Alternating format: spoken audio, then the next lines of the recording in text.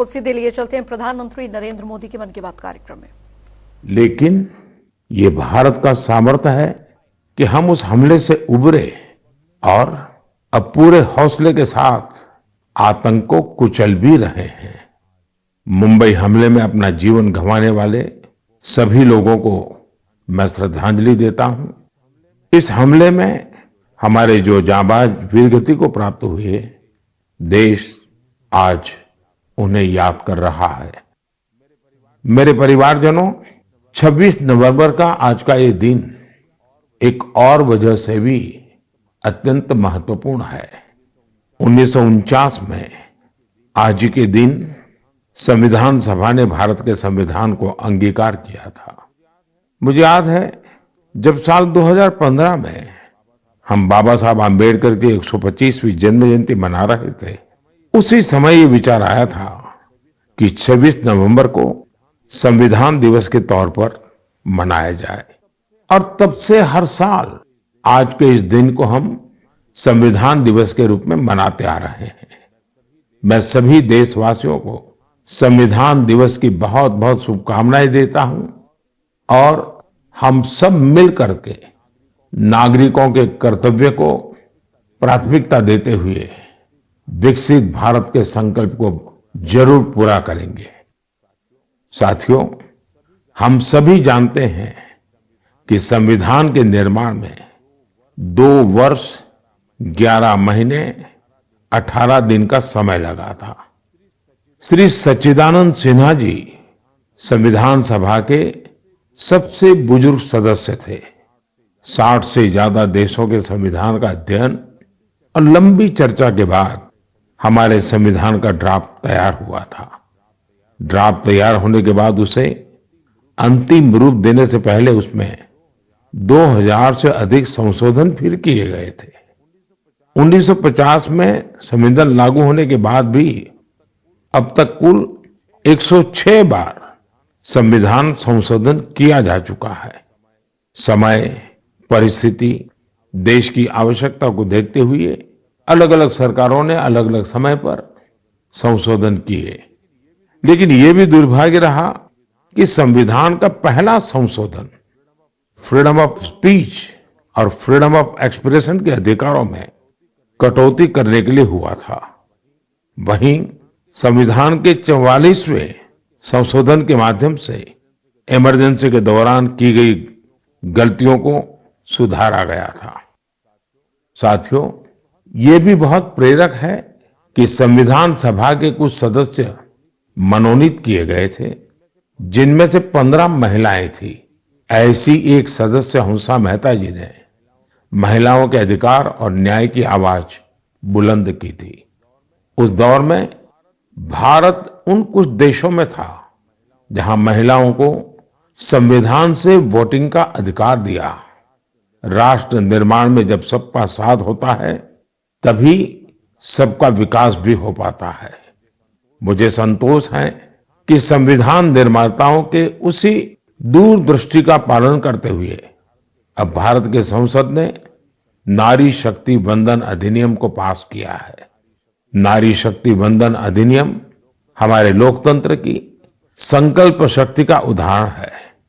ये विकसित भारत के हमारे संकल्प को गति देने के लिए भी उतना ही सहायक होगा। मेरे परिवारजनों, राष्ट्र निर्माण की कमान जब जनता जनार्दन संभाल लेती है तो दुनिया की कोई भी ताकत उस देश को आगे बढ़ने से नहीं रोक पाती। आज भारत में भी स्पष्ट दिख रहा है कि कई परिवर्तनों का नेतृत्व देश की 140 करोड़ जनता ही कर रही है। इसका एक प्रत्यक्ष उदाहरण हमने त्योहारों के इस समय में देखा है। पिछले महीने मन की बात में मैंने वोकल फॉर लोकल यानी स्थानीय उत्पादों को खरीदने पर जोर दिया था। बीते कुछ दिनों के भीतर ही दिवाली, भैया दूज और छठ पर देश में 4 लाख करोड़ से ज्यादा का कारोबार हुआ है और इस दौरान भारत में बने उत्पादों को खरीदने का जबरदस्त उत्साह लोगों में देखा गया। अब तो घर के बच्चे भी दुकान पर कुछ खरीदते समय ये देखने लगे हैं कि उसमें मेड इन इंडिया लिखा है या नहीं लिखा है। इतना ही नहीं, ऑनलाइन सामान खरीदते समय अब लोग कंट्री ऑफ ओरिजिन इसे भी देखना नहीं भूलते हैं। साथियों, जैसे स्वच्छ भारत अभियान की सफलता ही उसकी प्रेरणा बन रही है, वैसे ही वोकल फॉर लोकल की सफलता विकसित भारत, समृद्ध भारत के द्वार खोल रही है। वोकल फॉर लोकल का यह अभियान पूरे देश की अर्थव्यवस्था को मजबूती देता है। वोकल फॉर लोकल अभियान रोजगार की गारंटी है, ये विकास की गारंटी है, ये देश के संतुलित विकास की गारंटी है। इससे शहरी और ग्रामीण दोनों को समान अवसर मिलते हैं। इससे स्थानीय उत्पादों में वैल्यू एडिशन का भी मार्ग बनता है। और अगर कभी वैश्विक अर्थव्यवस्था में उतार चढ़ाव आता है तो वोकल फॉर लोकल का मंत्र हमारी अर्थव्यवस्था को संरक्षित भी करता है। साथियों, भारतीय उत्पादों के प्रति ये भावना केवल त्योहारों तक सीमित नहीं रहनी चाहिए। अभी शादियों का मौसम भी शुरू हो चुका है। कुछ व्यापार संगठनों का अनुमान है कि शादियों के इस सीजन में करीब 5 लाख करोड़ रुपए का कारोबार हो सकता है। शादियों से जुड़ी खरीदारी में भी आप सभी भारत में बने उत्पादों को ही महत्व दें। और हाँ, जब शादी की बात निकली है तो एक बात मुझे लंबे अरसे से कभी कभी बहुत पीड़ा देती है, और मेरे मन की पीड़ा मैं मेरे परिवारजनों को नहीं कहूंगा तो किसको कहूंगा। आप सोचिए, इन दिनों ये जो कुछ परिवारों में विदेशों में जाकर के शादी करने का जो एक नया ही वातावरण बनता जा रहा है, क्या ये जरूरी है? क्या भारत की मिट्टी में, भारत के लोगों के बीच अगर हम शादी ब्याह मनाएं तो देश का पैसा देश में रहेगा। देश के लोगों को आपकी शादी में कुछ न कुछ सेवा करने का अवसर मिलेगा। छोटे छोटे गरीब लोग भी अपने बच्चों को आपकी शादी की बातें बताएंगे। क्या आप वोकल फॉर लोकल के इस मिशन को विस्तार दे सकते हैं? क्यों न हम शादी ब्याह ऐसे समारोह अपने ही देश में करें। हो सकता है आपको चाहिए वैसी व्यवस्था आज नहीं होगी, लेकिन अगर हम इस प्रकार के आयोजन करेंगे तो व्यवस्थाएं भी विकसित होगी। ये बहुत बड़े परिवारों से जुड़ा हुआ विषय है। मैं आशा करता हूं मेरी ये पीड़ा उन बड़े बड़े परिवारों तक जरूर पहुंचेगी। मेरे परिवारजनों, त्योहारों के इस मौसम में एक और बड़ा ट्रेंड देखने को मिला है। ये लगातार दूसरा साल है जब दीपावली के अवसर में कैश देकर कुछ सामान खरीदने का प्रचलन धीरे धीरे कम होता जा रहा है। यानी अब लोग ज्यादा से ज्यादा डिजिटल पेमेंट कर रहे हैं। ये भी बहुत उत्साह बढ़ाने वाला है। आप एक और काम कर सकते हैं। आप तय करिए कि 1 महीने तक आप यूपीआई से या किसी डिजिटल माध्यम से ही पेमेंट करेंगे, कैश पेमेंट नहीं करेंगे। भारत में डिजिटल क्रांति की सफलता ने इसे बिल्कुल संभव बना दिया है। और जब 1 महीना हो जाए तो आप मुझे अपने अनुभव, अपनी फोटो जरूर शेयर करिएगा। मैं अभी से आपको एडवांस में अपनी शुभकामनाएं देता हूं। मेरे परिवारजनों, हमारे युवा साथियों ने देश को एक और बड़ी खुशखबरी दी है जो हम सभी को गौरव से भर देने वाली है। इंटेलिजेंस, आइडिया और इनोवेशन आज भारतीय युवाओं की पहचान है। इसमें टेक्नोलॉजी के कॉम्बिनेशन से उनकी इंटेलेक्चुअल प्रॉपर्टीज में निरंतर बढ़ोतरी हो, यह अपने आप में देश के सामर्थ्य को बढ़ाने वाली महत्वपूर्ण प्रगति है। आपको ये जानकर अच्छा लगेगा कि 2022 में भारतीयों के पेटेंट आवेदन में 31% से ज्यादा की बढ़ोतरी हुई है। वर्ल्ड इंटेलेक्चुअल प्रॉपर्टी ऑर्गेनाइजेशन ने एक बड़ी ही दिलचस्प रिपोर्ट जारी की है। ये रिपोर्ट बताती है कि पेटेंट फाइल करने में सबसे आगे रहने वाले टॉप 10 देशों में भी ऐसा पहले कभी नहीं हुआ। इस शानदार उपलब्धि के लिए मैं अपने युवा साथियों को बहुत बहुत बधाई देता हूं। मैं अपने युवा मित्रों को विश्वास दिलाना चाहता हूं कि देश हर कदम पर आपके साथ है। सरकार ने जो प्रशासनिक और कानूनी सुधार किए हैं, उसके बाद आज हमारे युवा एक नई ऊर्जा के साथ बड़े पैमाने पर इनोवेशन के काम में जुटे हैं। 10 वर्ष पहले के आंकड़ों से तुलना करें तो आज हमारे पेटेंट को 10 गुना ज्यादा मंजूरी मिल रही है। हम सभी जानते हैं कि पेटेंट से न सिर्फ देश की इंटेलेक्चुअल प्रॉपर्टी बढ़ती है, बल्कि इससे नए नए अवसरों के भी द्वार खुलते हैं।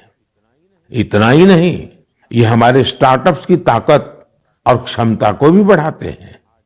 आज हमारे स्कूली बच्चों में भी इनोवेशन की भावना को बढ़ावा मिल रहा है। अटल टिंकरिंग लैब, अटल इनोवेशन मिशन, कॉलेजों में इंक्यूबेशन सेंटर्स, स्टार्टअप्स इंडिया अभियान, ऐसे निरंतर प्रयासों के नतीजे देशवासियों के सामने हैं। ये भी भारत की युवा शक्ति, भारत की इनोवेटिव पावर का प्रत्यक्ष उदाहरण है। इसी जोश के साथ आगे चलते हुए ही हम विकसित भारत के संकल्प को भी प्राप्त करके दिखाएंगे।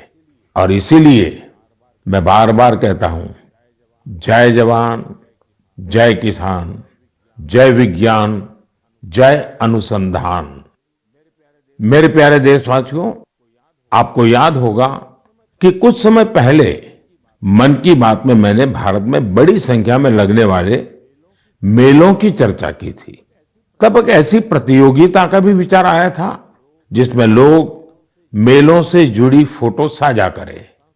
संस्कृति मंत्रालय ने इसी को लेकर मेला मोमेंट्स कॉन्टेस्ट का आयोजन किया था।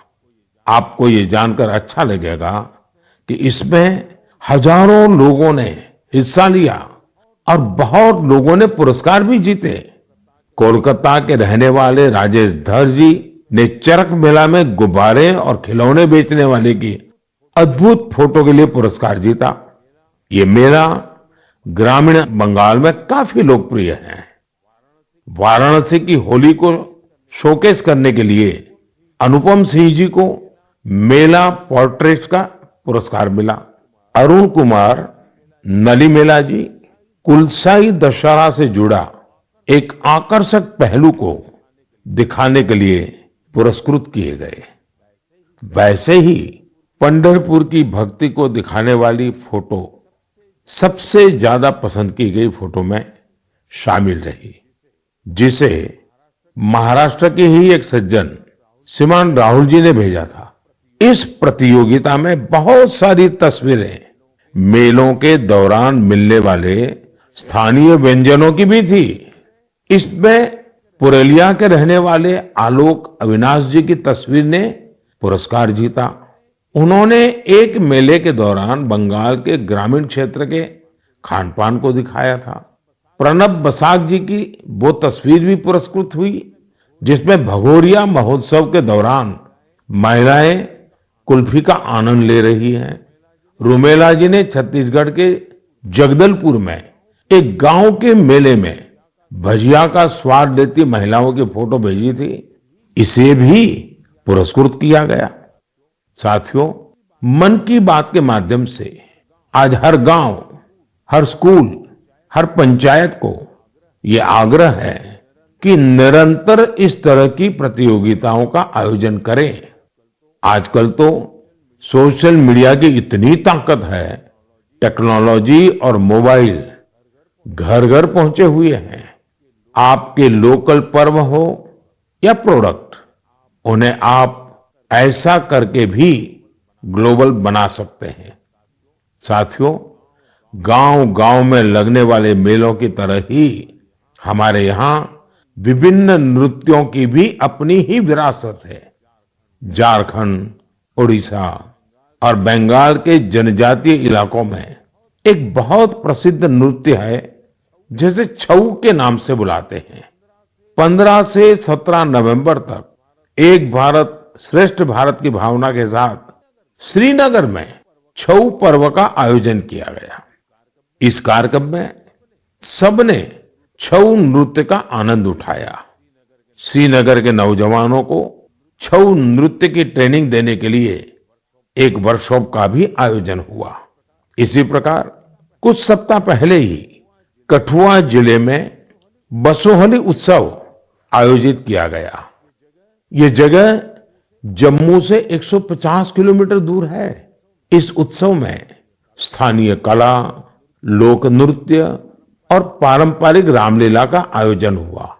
साथियों, भारतीय संस्कृति की सुंदरता को सऊदी अरब में भी महसूस किया गया।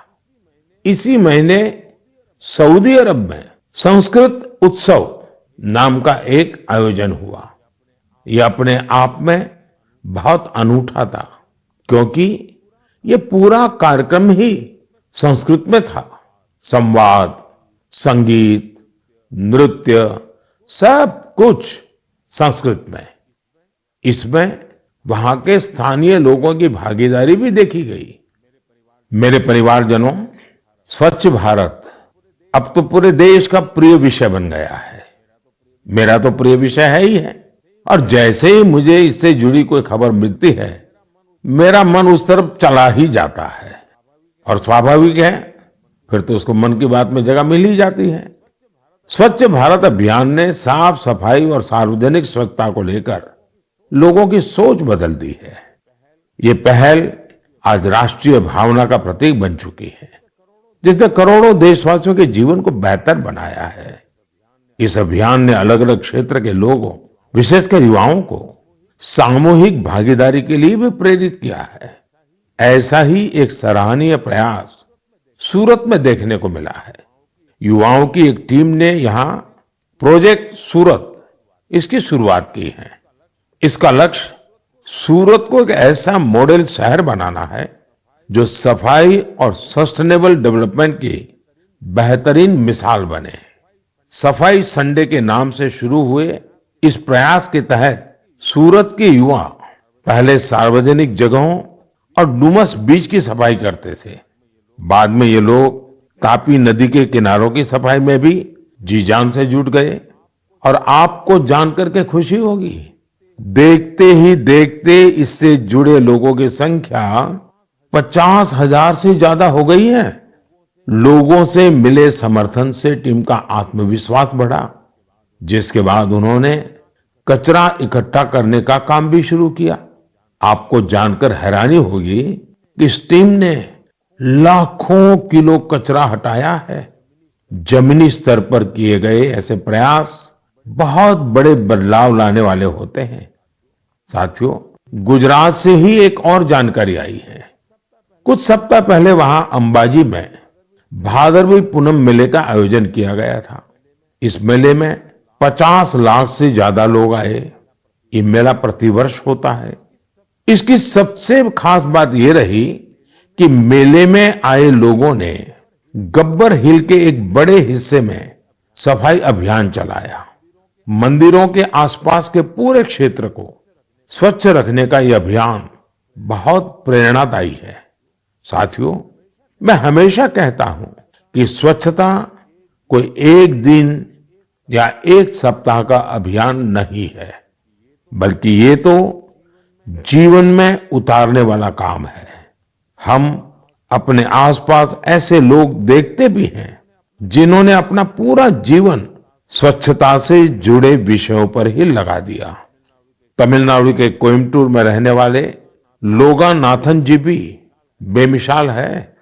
बचपन में गरीब बच्चों के फटे कपड़ों को देखकर वे अक्सर परेशान हो जाते थे। इसके बाद उन्होंने ऐसे बच्चों की मदद का प्रण लिया और अपनी कमाई का एक हिस्सा इन्हें दान देना शुरू कर दिया। जब पैसे की कमी पड़ी तो लोगानाथन जी ने टॉयलेट तक साफ किए ताकि जरूरतमंद बच्चों की मदद हो सके। वे पिछले 25 सालों से पूरी तरह समर्पित भाव से अपने इस काम में जुटे हैं और अब तक 1500 से अधिक बच्चों की मदद कर चुके हैं। मैं एक बार फिर ऐसे प्रयासों की सराहना करता हूं। देश भर में हो रहे इस तरह के अनेकों प्रयास न सिर्फ हमें प्रेरणा देते हैं बल्कि कुछ नया कर गुजरने की इच्छा शक्ति भी जगाते हैं। मेरे परिवारजनों, 21वीं सदी की बहुत बड़ी चुनौतियों में से एक है जल सुरक्षा। जल का संरक्षण करना जीवन को बचाने से कम नहीं है। जब हम सामूहिकता की इस भावना से कोई काम करते हैं तो सफलता भी मिलती है। इसका एक उदाहरण देश के हर जिले में बन रहे अमृत सरोवर भी है। अमृत महोत्सव के दौरान भारत ने जो 65,000 से ज्यादा अमृत सरोवर बनाए हैं वो आने वाली पीढ़ियों को लाभ देंगे। अब हमारा ये भी दायित्व है कि जहां जहां अमृत सरोवर बने हैं उनकी निरंतर देखभाल हो, वो जल संरक्षण के प्रमुख स्रोत बने रहें। साथियों, जल संरक्षण की ऐसी ही चर्चाओं के बीच मुझे गुजरात के अमरेली में हुए जल उत्सव का भी पता चला। गुजरात में 12 मास बहने वाली नदियों का भी अभाव है, इसलिए लोगों को ज्यादातर बारिश के पानी पर ही निर्भर रहना पड़ता है। पिछले 20-25 साल में सरकार और सामाजिक संगठनों के प्रयास के बाद वहां की स्थिति में बदलाव जरूर आया है और इसलिए वहां जल उत्सव की बड़ी भूमिका है। अमरेली में हुए जल उत्सव के दौरान जल संरक्षण और झीलों के संरक्षण को लेकर लोगों में जागरूकता बढ़ाई गई। इसमें वाटर स्पोर्ट्स को भी बढ़ावा दिया गया। वाटर सिक्योरिटी के जानकारों के साथ मंथन भी किया गया। कार्यक्रम में शामिल लोगों को तिरंगे वाला वाटर फाउंटेन बहुत पसंद आया। इस जल उत्सव का आयोजन सूरत के डायमंड बिजनेस में नाम कमाने वाले सब्जी भाई धोड़किया के फाउंडेशन ने किया। मैं इसमें शामिल प्रत्येक व्यक्ति को बधाई देता हूं। जल संरक्षण के लिए ऐसे ही काम करने की शुभकामनाएं देता हूं। मेरे परिवारजनों, आज दुनिया भर में स्किल डेवलपमेंट के महत्व को स्वीकार्यता मिल रही है। जब हम किसी को कोई स्किल सिखाते हैं तो उसे सिर्फ हुनर ही नहीं देते बल्कि उसे आय का एक जरिया भी देते हैं। और जब मुझे पता चला कि एक संस्था पिछले 4 दशक से स्किल डेवलपमेंट के काम में जुटी है तो मुझे और भी अच्छा लगा। ये संस्था आंध्र प्रदेश के श्रीकाकुलम में है और इसका नाम बेल्जीपुरम यूथ क्लब है।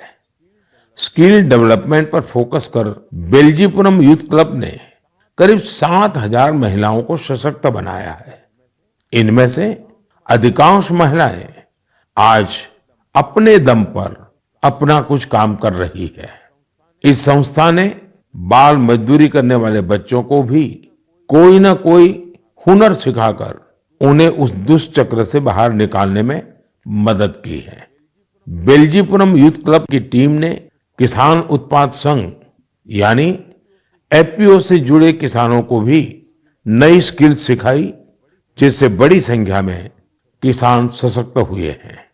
स्वच्छता को लेकर भी यह यूथ क्लब गांव-गांव में जागरूकता फैला रहा है। इसने अनेक शौचालयों का निर्माण की भी मदद की है।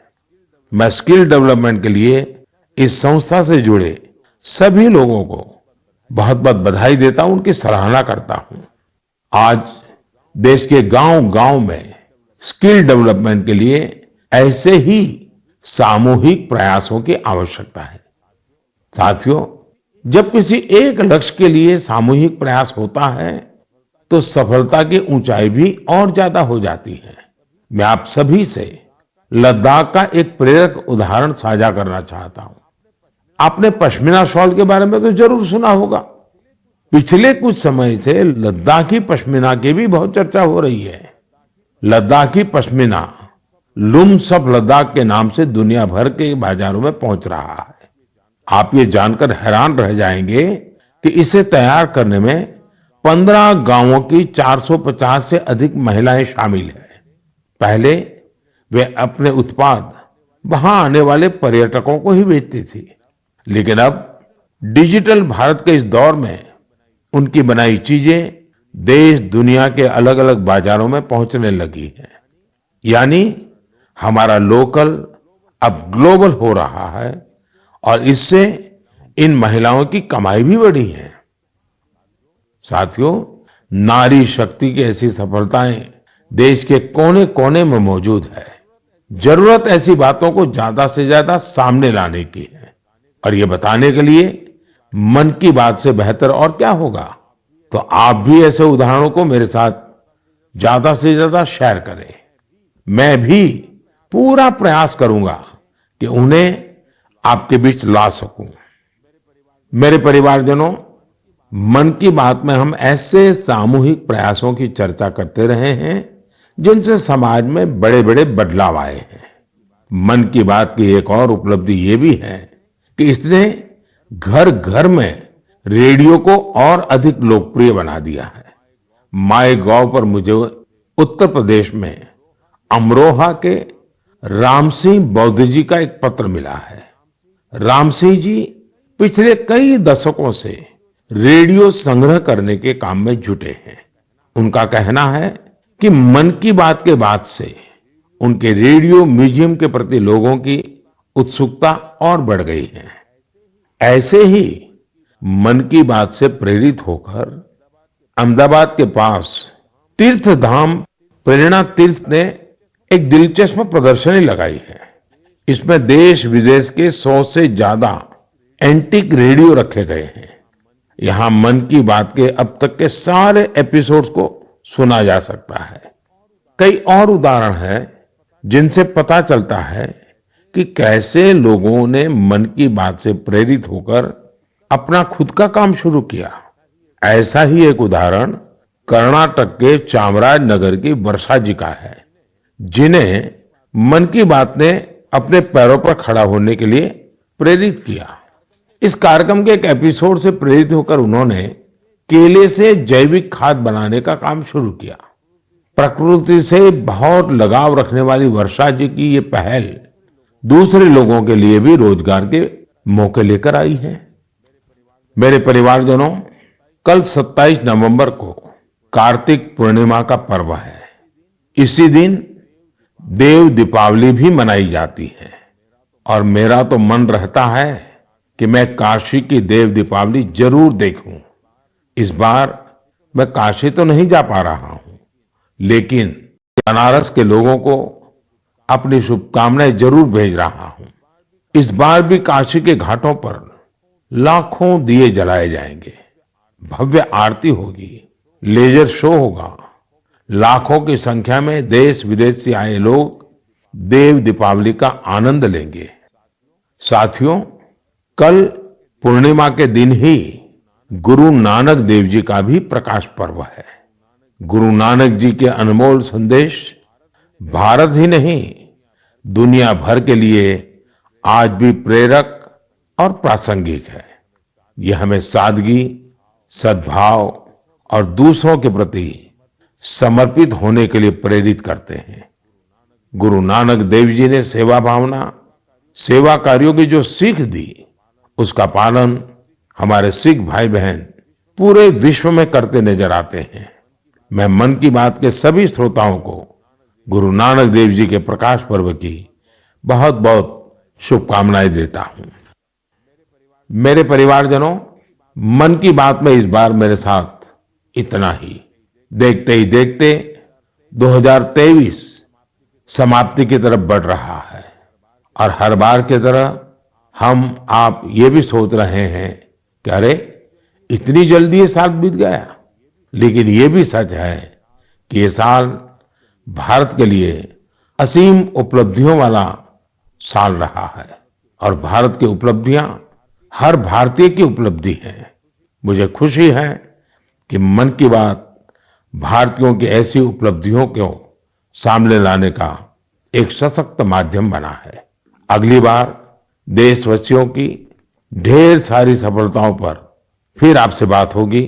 तब तक के लिए मुझे विदा दीजिए। बहुत बहुत धन्यवाद। नमस्कार।